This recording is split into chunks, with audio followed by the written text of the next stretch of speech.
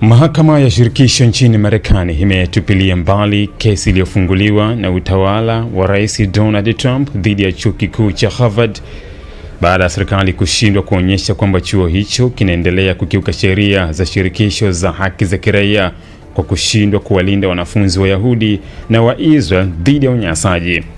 Uamuzi umetolewa Alhamisi Agosti 13 mwaka 2026 na jaji wa mahakama ya wilaya mjini Boston Richard G. Stans, katika hatua inayotoa pigo kwa juhudi za utawala wa Trump kuishinikiza Harvard kuhusu namna inavyoshughulikia tuhuma za chuki dhidi ya Wayahudi na maandamano yanayohusiana na vita vya Gaza. Kesi hiyo ilijikita katika matukio yaliyodaiwa kutokea katika campus ya Harvard baada ya shambulio lililoongozwa na Hamas nchini Israel Oktoba 7 mwaka 2023 na vita vilivyoanza baadaye kati ya Israel na Hamas katika ukanda wa Gaza. Kipindi hicho kilishuhudia maandamano makubwa ya kuunga mkono Palestina katika vyuo mbalimbali nchini Marekani, huku Harvard ikiwa miongoni mwa taasisi zilizokumbwa na maandamano, mijadala mikali ya kisiasa na tuhuma za chuki dhidi ya Wayahudi. Serikali ya Trump ilidai kwamba baadhi ya wanafunzi Wayahudi wa Israel walikabiliwa na vitisho, unyanyasaji na mazingira ambayo chuo hicho hakikuchukua hatua za kutosha kuyazuia. Utawala wa Trump uliwasilisha kesi hiyo Machi ukidai kwamba Harvard ilikiuka kifungu cha 6 cha sheria ya haki za kiraia ya mwaka 1964, sheria inayokataza taasisi zinazopokea fedha za serikali kufanya ubaguzi kwa misingi ya rangi ya ngozi au asili ya kitaifa. Serikali ilisema kushindwa kwa Harvard kuchukua hatua madhubuti dhidi ya vitendo vilivyodaiwa kuwa vya chuki na ubaguzi kulimaanisha kuwa chuo hicho kilikuwa hakitimizi wajibu wake kisheria. Serikali pia ilitaka kutumia kesi hiyo kuishinikiza Harvard kuchukua hatua zaidi kuhusu usalama na ulinzi wa Wayahudi na Waisrael. Hata hivyo, Judge Stans amekataa hoja hiyo akisema ushahidi uliowasilishwa na serikali haukuweza kuonyesha kwamba Harvard ilikuwa bado inaendelea kukiuka sheria za haki za kiraia wakati kesi hiyo ilipofunguliwa.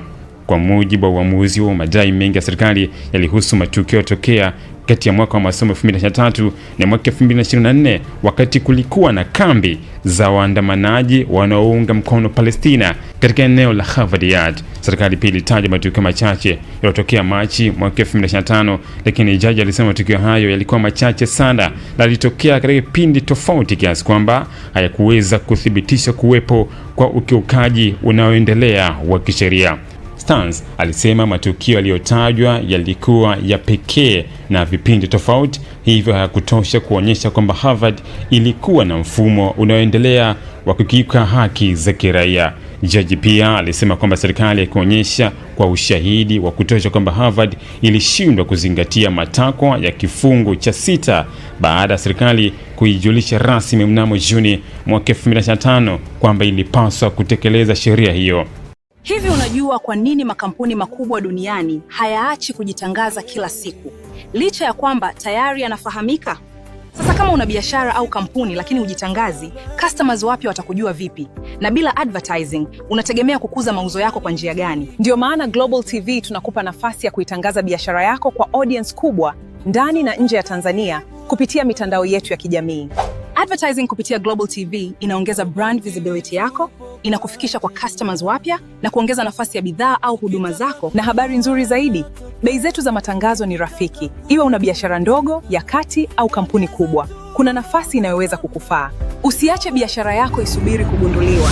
Ipe visibility inayostahili. Anza kutangaza nasi. Wasiliana na Global TV leo na tuipeleke brand yako mbali zaidi.